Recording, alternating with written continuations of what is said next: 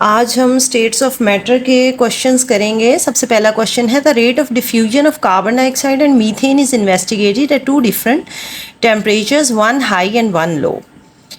अच्छा, डिफ्यूजन के क्वेश्चंस जब भी आपने करने हैं ना, तो क्वेश्चन पढ़ते हुए आपको पता होना चाहिए कि आप MR कैलकुलेट करने वाले हो, और अगर उन्होंने टेम्परेचर का भी आपको रेफरेंस दिया हुआ है तो मतलब एक हाई टेम्परेचर और एक लो टेम्परेचर होगा।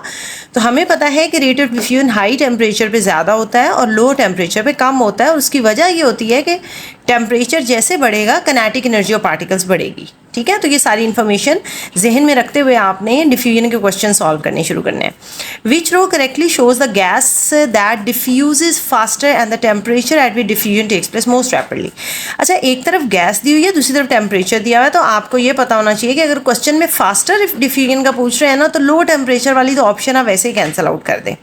अब हमारे पास जो शॉर्ट लिस्ट हो गई हैं वो A और C यानी अल्फा एंड चार्ली ऑप्शन है जिसमें हमने काम करना है।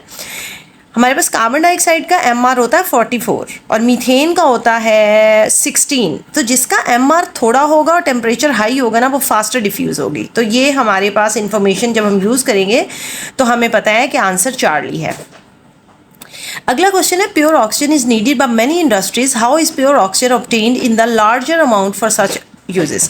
अच्छा, ऑक्सीजन जब भी आपने प्योर फॉर्म में यूज़ करनी है तो हमारे पास एयर में ऑक्सीजन 21% होती है, और सबसे ज़्यादा एयर से ही हम एक्सट्रैक्ट करते हैं प्योर ऑक्सीजन, जो हमें बहुत सारे इंडस्ट्रीज़ जैसे फार्मास्यूटिकल इंडस्ट्रीज़ है, मेडिकल इंडस्ट्रीज़ हैं, वहाँ पर अगर हम यूज़ करें ऑक्सीजन को तो हम fractional distillation of liquid air से लेते हैं, that is delta. So answer is delta for this question. अगला क्वेश्चन है impure sample of a compound x has a melting point of 120। अच्छा, सैंपल इम्प्योर है तो मेल्टिंग पॉइंट 120 है। जैसे ही आप ये स्टेटमेंट पढ़ते हैं आपको रिकॉल करनी है अपनी इन्फॉर्मेशन कि प्योर सब्सटेंसेस जो होते हैं वो एक फिक्स टेम्परेचर पे मेल्ट होते हैं, और अगर उसमें इम्प्योरिटी ऐड कर दी जाए तो उसका मेल्टिंग पॉइंट कम हो जाता है। ठीक है, तो अगर ये इम्प्योर सैंपल का मेल्टिंग पॉइंट है तो इसका मतलब है ये कम हुआ हुआ मेल्टिंग पॉइंट है। एक्चुअल में जो प्योर सैंपल का मेल्टिंग पॉइंट होगा वो 120 से ज़्यादा होगा। ठीक है, तो आपने उन ऑप्शंस की तरफ जाना है जो 120 से ज़्यादा है। X is purified and melting point is measured again. अच्छा, प्योर सब्सटेंस का मेल्टिंग पॉइंट ज़्यादा होगा, पहले ही मैंने बता दिया है, तो आपके पास शॉर्ट लिस्ट हो गई। ऑप्शंस C और D में से कोई ऑप्शन है। अब वो कह रहे हैं कि pure substance melting point is measured, which row is correct. Compound X has a melting point. Okay, अब डिस्टिलेशन और क्रिस्टलाइजेशन में ये क्रिस्टलाइजेशन होगा, क्योंकि आपको पहले पता होना चाहिए कि क्रिस्टलाइजेशन किस प्रिंसिपल पे काम करती है और डिस्टिलेशन किस प्रिंसिपल पे काम करती है। So the principle of eight which the distillation process works is the difference in the boiling point of the substances which have been mixed together and we are need to separate them. And in case of crystallization, a hot saturated solution of the sample is heated. First it is evaporated and then hot saturated solution is cooled down, so the sample is separated in the form of crystals. So crystallization is the answer, क्योंकि उसमें आपके पास जो आपका substance आप separate कर रहे हो उसका principle of separation is not the difference in the boiling point. I hope you understand. So the answer is Charlie. अगला क्वेश्चन है which property of the liquid ester can be use to check its purity before using it as a food flavouring agent. अच्छा, कोई भी substance जो होता है उसको उसकी प्योरिटी हम चेक करते हैं उसके मेल्टिंग बॉइलिंग पॉइंट से, क्योंकि एक प्योर सब्सटेंस का मेल्टिंग बॉइलिंग पॉइंट फिक्स्ड होता है। अब यहाँ पर ज़्यादा स्टूडेंट जो होते हैं वो कंफ्यूज हो जाते हैं कि फूड फ्लेवरिंग जब उन्होंने वर्ड यूज़ कर लिया तो बच्चे ज़्यादातर क्रोमेटोग्राफी की तरफ जाएंगे या स्मेल की तरफ जाएंगे या कलर की तरफ जाएंगे, क्योंकि उनको ऐसा लगता है कि एक प्योर सब्सटेंस अगर फूड फ्लेवरिंग के तौर पे यूज़ हो रहा है तो उसका कलर उसको आइडेंटिफाई करेगा कि प्योर है या इम्प्योर है। लेकिन केमिकली हमेशा उसका मेल्टिंग और द बॉइलिंग पॉइंट होता है वो चेक किया जाता है। If we need to know if a substance is pure और impure, so alpha is the answer for this question.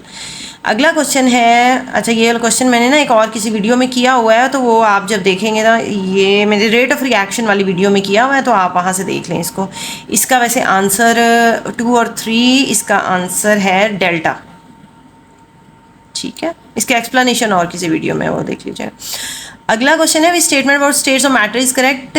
तो चारों स्टेटमेंट पढ़ते हैं और देखते हैं कौन सी स्टेटमेंट करेक्ट है। When a liquid freezes it becomes a solid and energy is release to the surrounding, ये करेक्ट है, क्योंकि जब एक लिक्विड फ्रीज होता है तो एनर्जी रिलीज करता है टू द सराउंडिंग और वो सॉलिड में कन्वर्ट हो जाता है।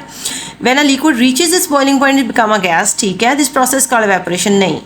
जब हम हीट कर रहे हैं उसको तो वो boiling, when a liquid reaches boiling point पे रीच करेगा ना बच्चे, तो वो उसका बॉइलिंग पॉइंट होगा और वो बॉइलिंग प्रोसेस होगा, वो एवेपोरेशन नहीं होगा, क्योंकि evaporation occurs at all temperature. उसके लिए किसी भी लिक्विड का उसको बॉइलिंग पॉइंट तक पहुंचना ज़रूरी नहीं होता। चार्ली है, when a solid changes directly to a gas the process is called condensation, नहीं। उस प्रोसेस को हम सॉलिड अगर गैस में कन्वर्ट हो तो सब्लिमेशन कहते हैं उसको, तो ये इनकरेक्ट है। Alpha is the correct answer, लेकिन मैं डी भी पढ़ती हूँ। When a solid melts the particle gate further apart and have less energy, solid जब गैस में मेल्ट होता है तो ज़ाहिर है लिक्विड में कन्वर्ट होगा, फिक्स पोजीशन से पार्टिकल्स फ्री हो जाएंगे, लीव करेंगे फिक्स पोजीशन को और मूव फार अपार्ट, और एनर्जी गेन करेंगे, एनर्जी लूज नहीं करेंगे, ठीक है। तो अल्फा आंसर होगा इस 7वें का। अच्छा, मेरे ख्याल में इस वाले फोल्डर में इतने ही क्वेश्चन हैं, फिर अगले फोल्डर में मैं इसके बाकी के क्वेश्चन करती हूँ। Thank you so much, God bless you, अल्लाह हाफिज़।